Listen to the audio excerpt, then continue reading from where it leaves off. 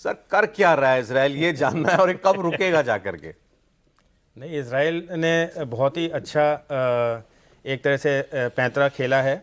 और 16 सितंबर से जिस तरह से हिजबुल्लाह के ऊपर वो हावी हुआ है, वो हिजबुल्लाह ने अपने ऑर्गेनाइजेशन में, ईरान ने या जो भी उनके साथ है, उन्होंने कभी सोचा भी नहीं होगा कि इतने कम समय में इतना भारी नुकसान और हमला उनके ऊपर हो सकता है।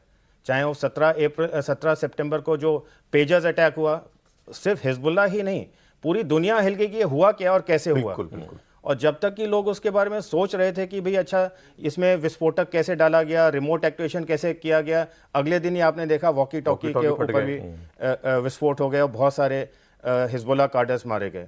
फिर उन्होंने 20 तारीख को जो है इब्राहिम अकील, जो उनका बहुत सीनियर कमांडर है, रडवान फोर्स उसका कमांडर है और मिलिट्री इन्फ्लुएंस उसका बहुत तगड़ा है, उसको उन्होंने एयर स्ट्राइक में उड़ा दिया।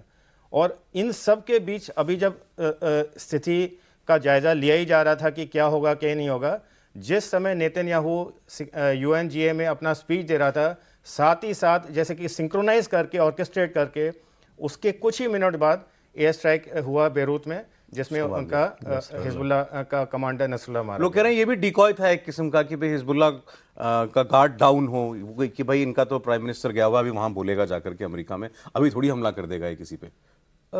इसको पता नहीं है, कह सकते हैं नहीं कह सकते, बिकॉज जो उन्होंने अटैक किया है वो बहुत ही स्पेसिफिक इंटेलिजेंस पे किया है। और जो अटैक हुआ है उनके कमांड सेंटर में, वो जमीन के काफी नीचे फोर्टिफाइड बंकर में था। तो ऐसा नहीं है कि वो खुले में घूम रहा था नसरुल्लाह। एक मतलब बिल्कुल शी वाज अंडरग्राउंड, बिल्डिंग के भी नीचे। इसीलिए जो उन्होंने बॉम्ब्स यूज किए, जो उनके इजराइल डिफेंस फोर्सेस ने खुद बयान में जारी किया है कि उन्होंने बंकर बस्टिंग, जो यूएस से मिले हुए उनके बॉम्ब्स हैं, जो कि उनका इस्तेमाल उन्होंने अफगानिस्तान में भी किया था, उसका इस्तेमाल उन्होंने गाज़ा में भी इनिशियल फेज़ में किया है। तो बंकर बस्टिंग बॉम्ब्स का इस्तेमाल किया गया, बिकॉज इतने फोर्टिफाइड बंकर्स जो उन्होंने नीचे बना रखे हैं, नॉर्मल एयर स्ट्राइक से नसरुल्लाह या उनके कमांड सेंटर के ऊपर कोई प्रभाव नहीं पड़ना था।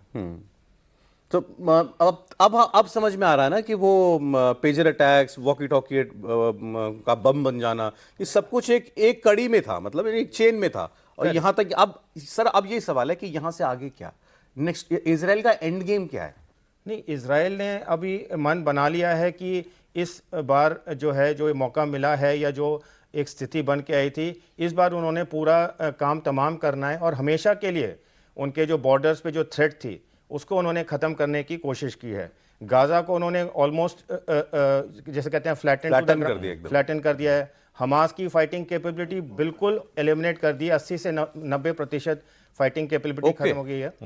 वेस्ट बैंक में उन्होंने 27 अगस्त को जो डिलिबरेट ऑपरेशन किया, उसके बाद वेस्ट बैंक में पैलेस्टीनियन इस्लामिक जिहाद की फाइटिंग कैपेबिलिटी बहुत कम हो गई है।